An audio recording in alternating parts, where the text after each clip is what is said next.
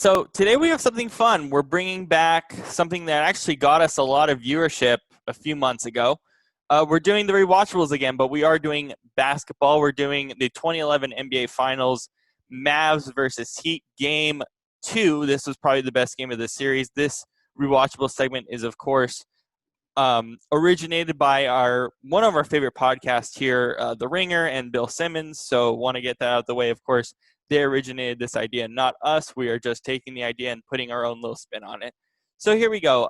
First, let's push the rewind machine a little bit back before this game, because ESPN tonight, as we're recording this around 4:00, so they're a couple hours away from debuting this, but they're doing a backstory, which is their documentary series on the decision.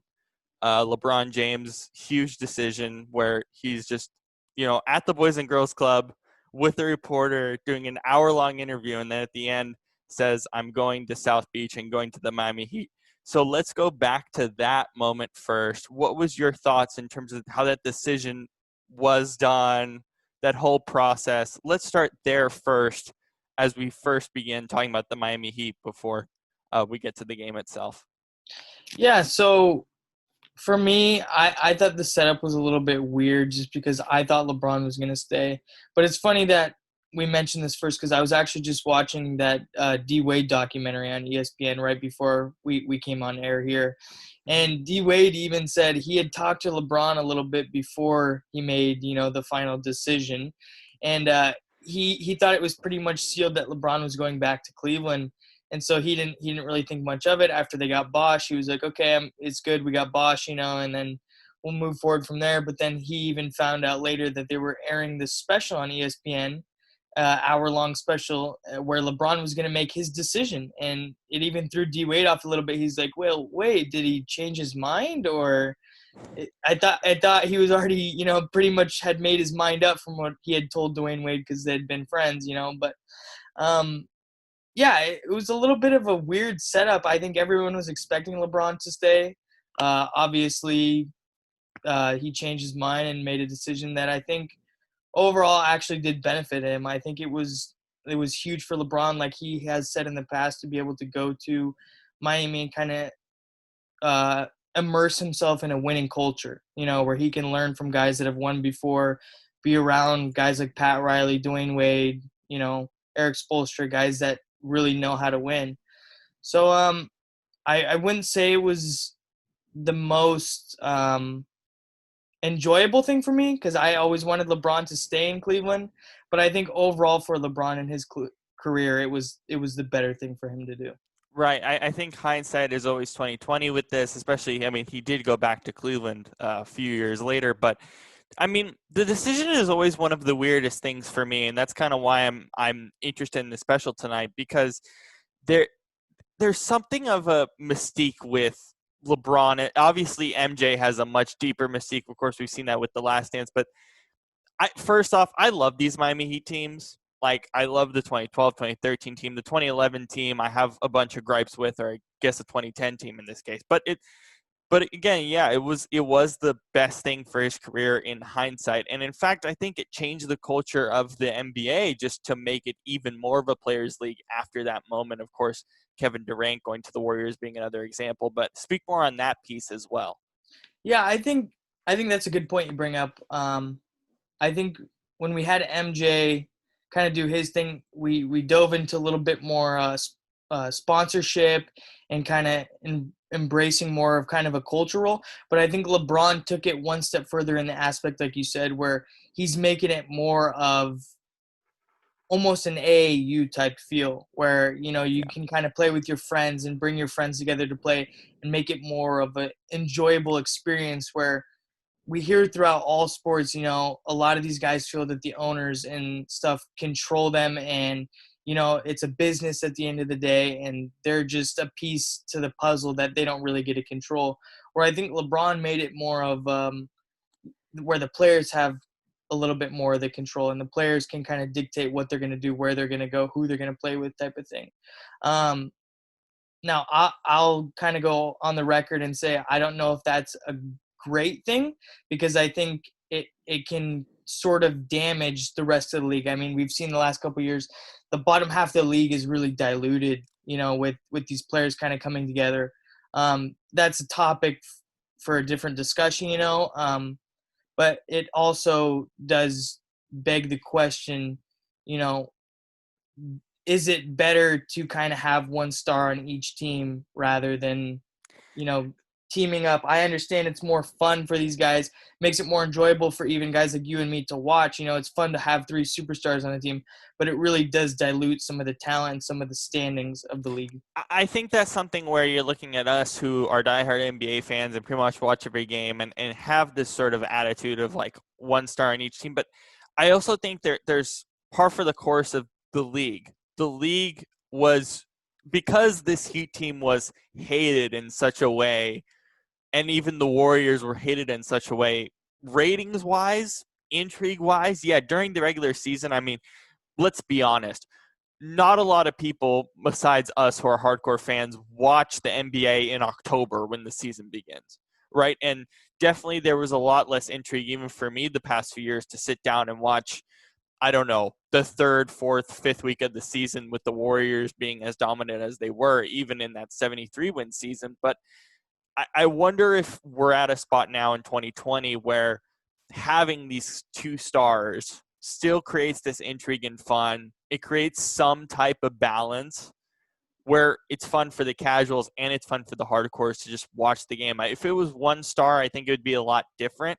But I think the two-star thing, the balance, and that's part of what's so interesting is we had this era of the super teams and the 3-4 superstars on one team, whatever.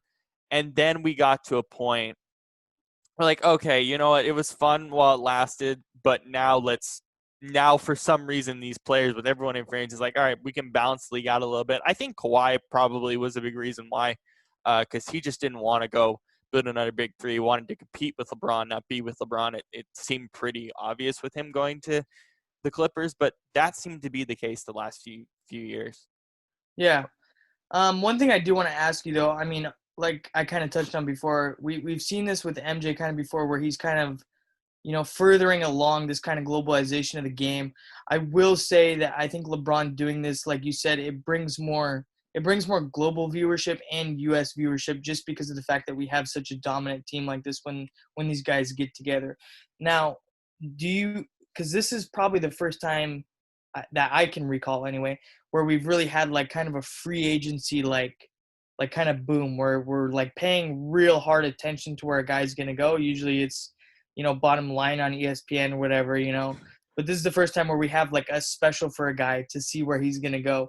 Do you think this kind of created more of that globalization trend for the NBA, or was it, because to me, at first it was MJ kind of made it US, MJ didn't make it global. He dipped his like toe in the pool of the globalization, but I think this really like kind of took it to that next level. I'll be curious to get your thoughts on what do you think made the bigger impact globally. Well, globally, I think this is one of the biggest things that for a lot of people makes Michael Jordan the greatest of all time. It's not the stats, it's not the 6 for 6, and obviously I think there's a fair argument to be made that it's not 6 for 6 because of what was it, 95, right, when they lost and MJ came back from baseball. But aside from all that other stuff, you look at Barcelona, right, the dream team, that alone boosted the league. But if you look just even how The Last Dance portrayed it, but just in general, when you look at MJ, there is something to be said for how he not just domestically, but internationally boosted the league, right? Like, and how the years after when MJ retired, it was a much different league. Like, I think he did the globalization thing. I think the biggest thing for LeBron is the summer months, because the difference in terms of the free agency piece with the decision and all that, it's the fact that LeBron made the NBA much more of a 365 sport than it's a global thing because of LeBron. Yes, LeBron is big globally, but MJ had a much bigger impact globally when you look at both of their careers. What LeBron did is make it a 365 sport like the NFL. The NFL is 365. I'm sorry, it is.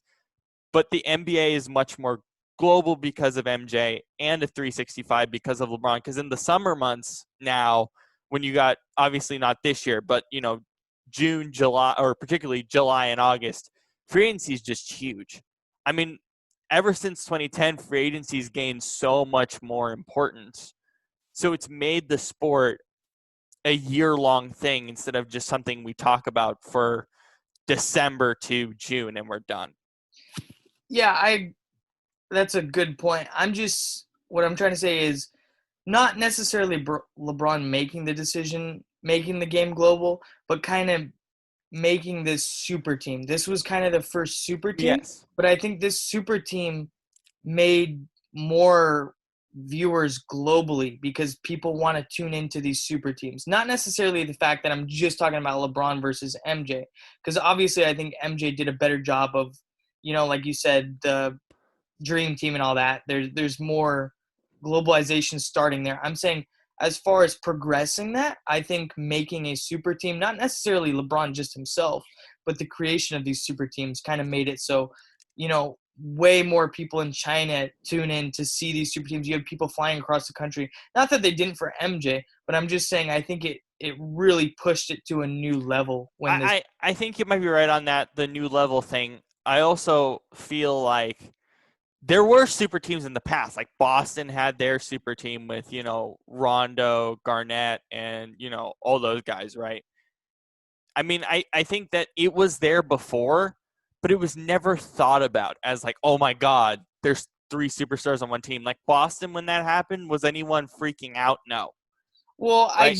I don't know that you can put, Ray Allen in the same conversation that you can put Dwayne Wade, or you Right. can put Paul Pierce in the same discussion as LeBron. I mean, Right. it's that next level kind of. Right. But I'm just saying in terms of, we didn't like, obviously they're not on the same level, but they were still like a super team in the sense that you had multiple stars on one team for a good period, and of course they won a title, right? But I will say the difference though, I think mainly with that is there was trades to kind of right, put that Boston team together, where this was guys just calling each other up and saying, let's "Let's team get up and let's together." get it. Yeah. And I think that was, I think that the decision and what followed those 3-4 years, yes, the intrigue grew globally, but it was partially due, honestly, to the hatred of the Miami Heat than anything else. It was Yeah, this, like, that's what we I mean. hate super teams. There's more hatred. It's the love hate. You're either gonna love them or you're gonna hate them. It's the same thing we talk about with the But you're Yankees. gonna watch it. That's the Yeah, difference. You're gonna yeah. watch it compared It's the to, same thing we talk about with the Yankees and stuff. People tune in just to see them lose, like yeah, people did with Golden State. Like people, I agree totally. I think people want to see dynasties lose, and I think this was the first team that I can really say that people tuned in to watch them lose. Now you can say people hated that Boston team or people hated MJ, but I don't think it was to the degree of this team. right. And I think the Boston dynasty is one of the rare, or excuse me, not the Boston dynasty, the Bulls dynasty with MJ is one of the few where it just felt beloved. Yeah, It I just felt agree. like it was one of these, and that's part of the LeBron MJ discussion that no one really speaks on. A huge reason why MJ kind of wins the discussions from people's minds is sort of like, oh, that dynasty was Everyone. actually almost everyone loved it. Yeah, people I'm sure hated it, particularly Utah, Yeah. right? But it's just like they were obviously parts of the country that didn't like it, but and that's understandable, of course. But I think that was almost universally beloved compared to this team where it was almost universally hatred. It was just Miami versus everybody. It had Yeah, that Detroit versus everybody kind of feel when right. Detroit was going against those Mhm. Chicago Bulls teams. Now let's talk about that 2010, 2011 Heat team, because I remember that year somewhat vividly in the sense that they they just felt unbalanced. Like, it's not like it was dysfunctional. It was just like unbalanced and weird. That whole year felt uncomfortable at best. And I personally feel like no matter who they played in the finals, because by the way, I didn't pick them to make the finals that first year. I thought they were either going to lose in the second round, I think, to Boston or something like that. I really did not think they would make it that far because they just didn't feel like they had enough chemistry. It just didn't feel like it clicked the first year. And I said that no matter who they played, if they made the finals, in this case were the Mavericks, they were going to lose anyway. because they Yeah. just didn't have the chemistry there at all. Do you feel the same way as I do? Yeah, I think that's also obviously I think that's the first thing that comes to mind when you think of these super teams. It's a lot of egos and a lot of talent and a lot of guys that are used to having the ball in their hands, not all of a sudden not having as much time on the ball. And I think that's just something that just takes time. You know, people talk about chemistry, but I think it's really undervalued in today's sort of NBA. You know, it does take time to be able to play with guys. It does take time for people to be able to gel and, you know, understand where each other's going to be on the court, you know, at different times of the game, or who's going to take the last shot. Especially, I think, defensively. You know, I think that's the big thing defensively. You have to be able to know when to rotate, you know, mismatches, stuff like that. You have to be able to have time with these guys to understand where to be on the court offensively, defensively, all that kind of thing. That's why I think rewatching this game, to me, Miami was actually pretty efficient defensively. They Yeah. were like really good in this game, and for most of this series, I think they had a few spells where they kind of got lazy.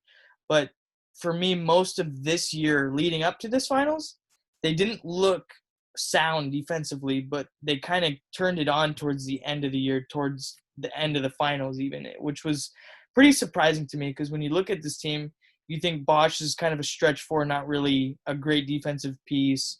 You know, LeBron's still young, the desire to maybe play defense. Obviously, LeBron's a good defensive player, but Not the same as he was at that time. yeah, and then Dwayne Wade was never really known as a defensive player. So to me, watching this game especially, the defense really kind of shocked me. You know, and this is one of the weirdest things comparing these two sort of dynasties that we had over the past decade of that Warriors team. When KD came on, it felt like it clicked right away. And this team, because it was almost the first time it ever happened, they just didn't really click. And yeah, I think defensively they were much better, obviously, in the fourth quarter with the 22 run. They got absolutely trampled at the end of this game two. But defensively they were solid for most of that game. But I also felt weirded out watching the game. Like I've been going back and watching a lot of these old, you know, Miami Heat games, whatever, and you know these old 2010 games. I even went back and watched Game 6 of the Jazz Bulls with that last shot by Michael Jordan. But the game feels weird to me watching it because we're so used now to just everyone shooting threes, and I'm sitting there going, what is this lineup? Like, why is Bosch, like, why is Joel Anthony playing at center? Like, why? Why is Bosch at center only in the last 3 minutes of the game? And then why did that? And it's so funny how that changed. And then we go to like 2013, and Bosch is playing center every game. Yeah. Like it was so strange to me watching this 2010 2011 team because I'm like, this is like before they started figuring out like we don't need a guy like Joel Anthony to just be a blocker. Yeah, I think this is kind of that funky period in between small ball and, you know, obviously like the early 2000s where we had a lot of big men in the game.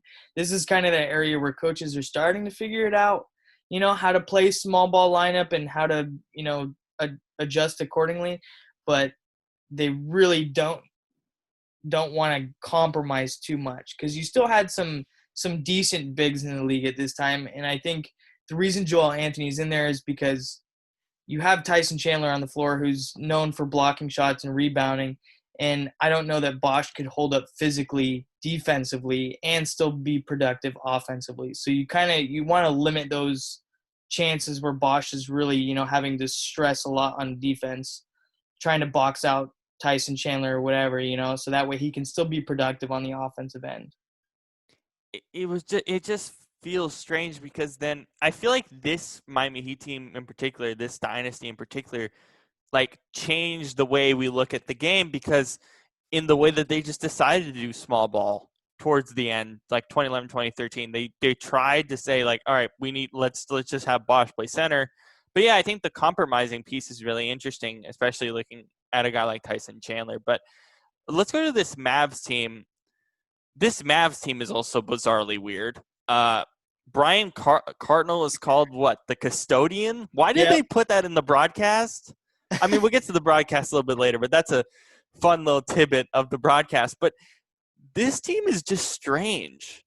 It Yeah. just doesn't. I mean, yeah, it feels like almost a bunch of guys, like basically at the end of their prime, and Jason Kidd, Chandler. Maybe you can even put Nowitzki there, but I mean, Nowitzki still had a bunch of great years after this. But this team this is probably one of the only few one-star teams that actually won a title. I think so. I think this is probably the one team you can point out and say there was literally one guy who had to kind of shoulder the load. And Nowitzki, I think finally after that 2006 upset, where they were up 2-0 in the finals and they ended up losing to the Miami Heat with Shaquille O'Neal, I think Nowitzki finally kind of learned, he's not going to have very many opportunities. And in this series especially, he really decided, okay, if we're going to lose, it's going to be all on me. Where I think in the past years, he's relied on the other guys. Not that the other guys can't, carry some load, but this is, like you said, I think this is kind of like the island of misfit toys. Like, people had given up on Jason Kidd. He's a little bit older. Jason Terry was thought to just be, a three-point shooting six-man. Sean Marion with that broken shot, not many people. This is towards the end of his career too. So, I mean, you have Deshaun Stevenson, like you said, you got a bunch of veterans coming off the bench that, you're not really sure of. But I think the big thing, going back to a point you made earlier, I think this is the first two teams where, like you said, we start to see more of that small ball. And I think it's kind of interesting because you start to see the evolution of the three-point shot. You start to see a lot more three-point shooters spaced out on the floor on both of these teams. Outside of LeBron on Miami and outside of, I mean, Nowitzki's still a three-point shooter, but outside of Nowitzki playing in the post, a lot of these guys are out on the three-point line. You saw Mike Bibby hit a lot of threes. Okay, so the Mike Bibby thing pissed me off because the first two quarters, the guy's just shanking them. Yeah. Yeah, he starts making them later, but the first couple quarters, he's just shooting them. It's like, Bibby, slow down. Like, how many times have we talked about guys like, I mean, obviously James Harden and Mike Bibby are way different in levels, but how many times have you guys talk about Harden, guys like Westbrook, for example, the two Rockets, like the guys who just shoot to shoot, basically. And it's like, there's why? One thing I've learned in playing and coaching and being around basketball, you're never going to tell a shooter they can't shoot. There's never going to be a shot that a real pure shooter says, they just think they're going to shoot themselves out of it. It's just one of those things that you can't ever tell a shooter that they're not going to make the shot because they think it's pure coming off every time. But I think the biggest thing is you needed guys like Bibby and Mario Chalmers and, these guys later on in the game. You needed them to shoot because I think that's what spaced the floor. And the spacing wasn't there too. Huh? The spacing wasn't there too. Sorry to interrupt, but the spacing didn't feel there at all. It felt very tight and congested, like the whole game, and that's another thing that was weird. A little clunky, but I think you needed those pieces. If you didn't have those three-point shooters on the floor at all, I feel like it really would have been bad because I think LeBron and Bosh at this point in their careers were a little bit tight, and D Wade to add to that. That's another point I really wanted to make in this game is I saw D Wade in the post a lot in this game, like a lot more than we see guards in the post in today's NBA, which was weird to look back on. But I mean, that was kind of D Wade's MO before it was a thing. He was mainly the guard who played in the post. So I think having those three that all wanted to be, like you said, kind of congested in that area, you needed one or two guys to stay out. And I think that's kind of what like separated Dallas is they had a little bit more knockdown shooting on the outsides to surround one or two guys in the post, where I feel like everyone on Miami was trying to drive the ball. Mm-hmm. And so with this Mavs team, what impressed you watching the game from the Mavs perspective? Because of course we're talking about the Heat, but the Mavs obviously did end up winning this game. What else impressed you about how they played? I mean, essentially just the resilience that this team showed. What were they down 16 or something with 6 minutes left? Yeah. I mean, most people, probably fold up shop right there and kind of, say it is what it is. And then to me, that's the bigger thing is you go down 0-2, you're looking at a long road back, So Hmm. for this team to fight back, and like I said before, I think this was Nowitzki, especially down the stretch, saying this is going to be on me, and he really made some huge plays. Obviously, the last play, but I think the three that tied, I think it was to tie the game, Hmm. it put him up three, with like 25 seconds left. Yeah. That to me was like the signature moment for Dirk to be able to show like, I'm here and I'm ready to kind of take over. Where in years past, it seemed a little bit passive to me. Where this year he finally took the step, and then obviously they have a defensive lapse, and Mario Chalmers ties it up with a three with 20 seconds left or something. But then Dirk down the stretch, not settling for jump shots. I think that was the other big thing is he was really driving and, being aggressive, um, with that last drive to the lane. Everyone in the whole building, including Bosch, obviously thought he was going to turn that or shoot that turnaround fadeaway, but he drove to the lane and got on his left hand and made a nice layup. But I think to me that was the big thing was Dirk's aggressiveness. And then to speak on that too, I mean, Dirk himself, the league has always kind of thought Dirk is kind of soft. He was the first kind of big shooter that kind of entered the NBA and was really like that stretch kind of big man. And he had a rough few years entering the league just because, people's expectations were through the roof for him, but we had never really seen a player like that. And so this to me, he had actually torn the tendon in his left hand. Right. The finger Yeah, was kind of or they the had to like finger. work with it before the game and stuff like that and kind of work on hhis release and stuff like that. Doris Burke talked about to open the game. Exactly. And then we saw, I don't remember if it was in this broadcast or a game later in the series, but LeBron and D Wade kind of poking at him, saying they were making fun of him because he was like they thought he was sick or something, and he kind of just kept his cool. And this to me was finally Dirk being able to say like, you know what, I'm kind of tired of this kind of soft label that I get. I'm gonna put it all on my shoulders. Like I said, I keep saying, but I think that to me is really the biggest point to me in this game is his resiliency and his being able to kind of push through all the other stuff to kind of show that he's ready for the moment. It's really interesting looking at this team too with Dirk because obviously once he won that championship, everything sort of changed for him and this team. Um, but him as that sort of 3-point shooter, and his shot is so lengthy. It's one of the weirdest shots. I mean, watching that again, like in his prime, basically, just shooting the way he did, like that shot is so strange, but it works. Like the shot technique that he has is strange as well. It's something. I mean, obviously being a Mavs fan, I've watched documentaries on him growing up or whatever, and his shooting coach. It was something that they've worked on since he was a kid. Just because of, like you said, the length that he has. They knew if he could get the ball up, like you said, and really get that shot up, it was going to be nearly impossible to defend. And we've seen guys try and rip it off a little bit, and obviously when you're 7 foot whatever, it's like you said, it's really hard to defend. Kevin Durant uses it now. It's just when you can get that kind of funky up high release and lift your leg a little bit, keep the defender off you, that's just something that's, like I said, nearly impossible to defend. Mm-hmm.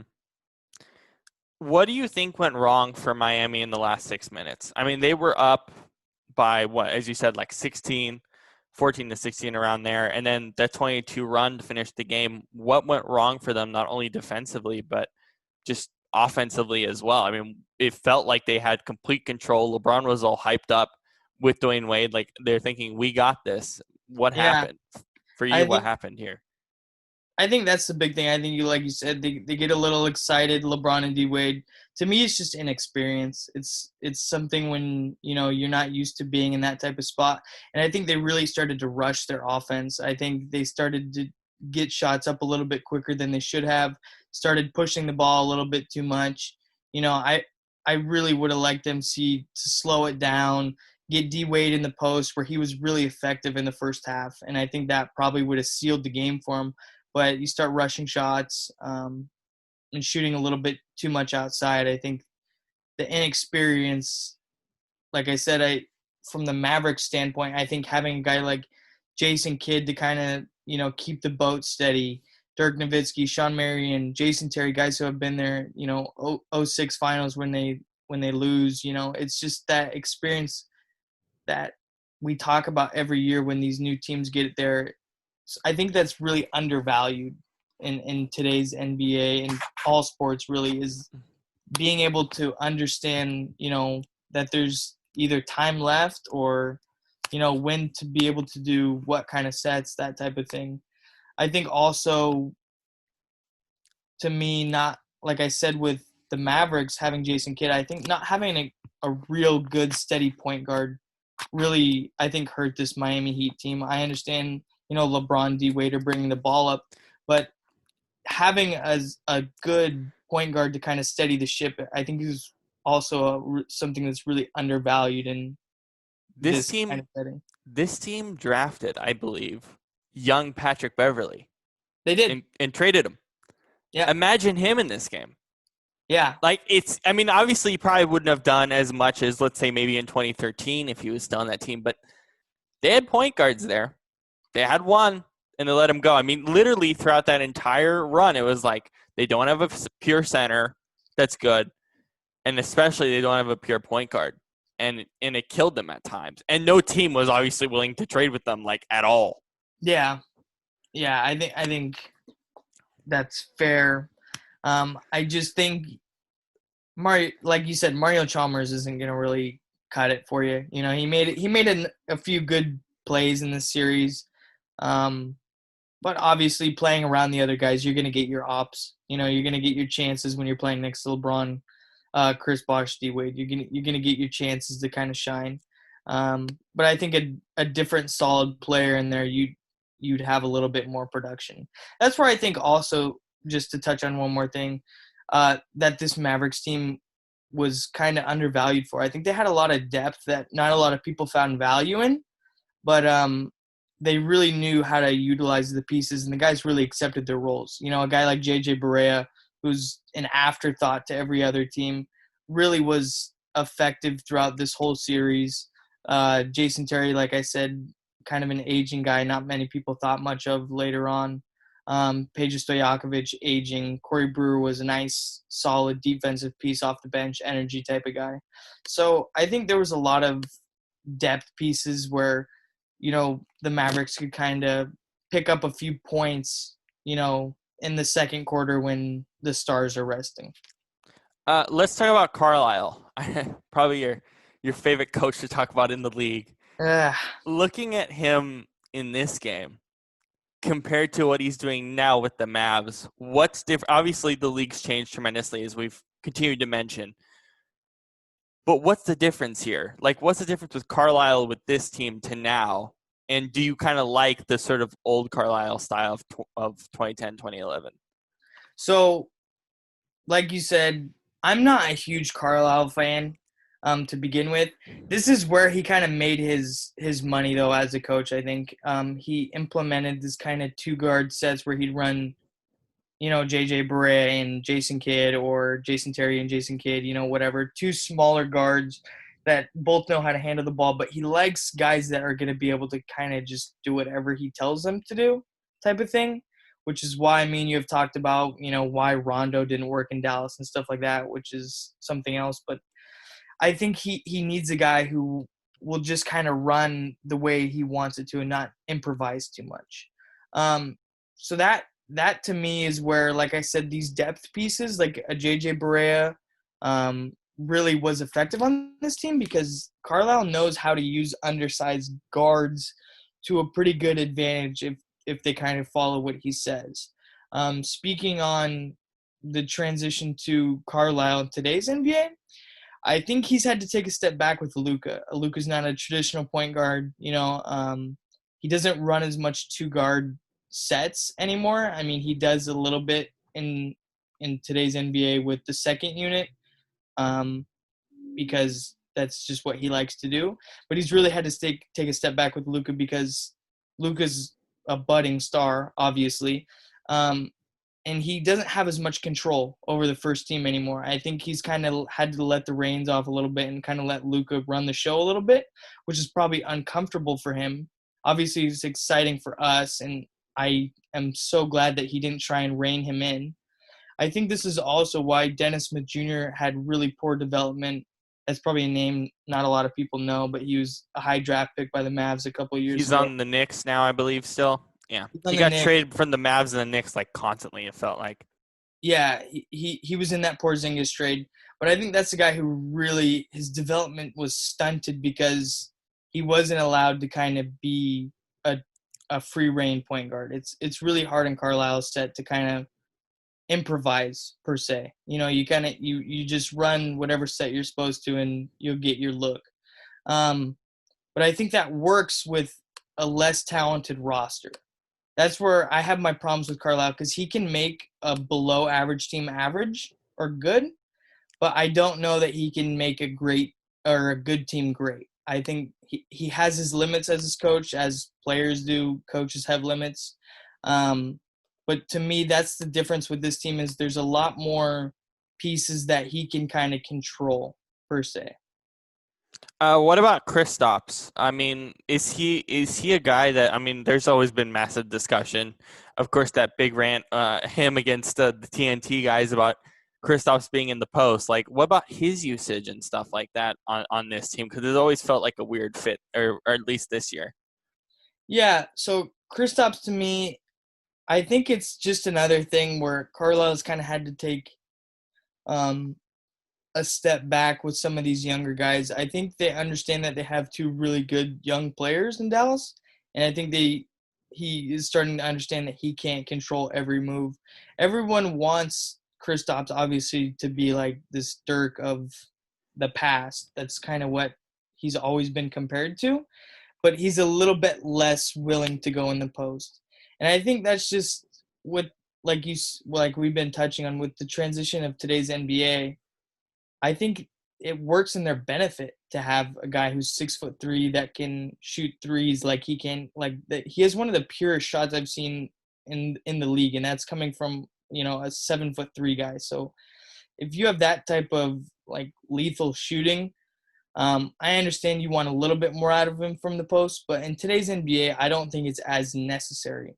Yeah. Where it's probably a little bit frustrating for Carlisle, who's had a guy like Dirk in the past, who's willing to go on the high post and post up a little bit more.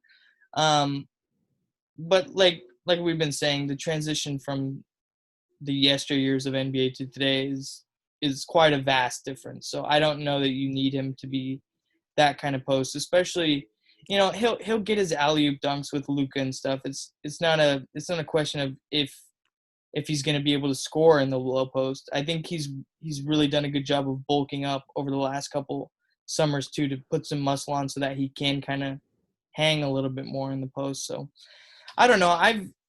That's something you and me have always talked about. I've been really high on Kristaps, so I think as long as he stays healthy, he can have a really, really good career. I just think it's if he stays healthy.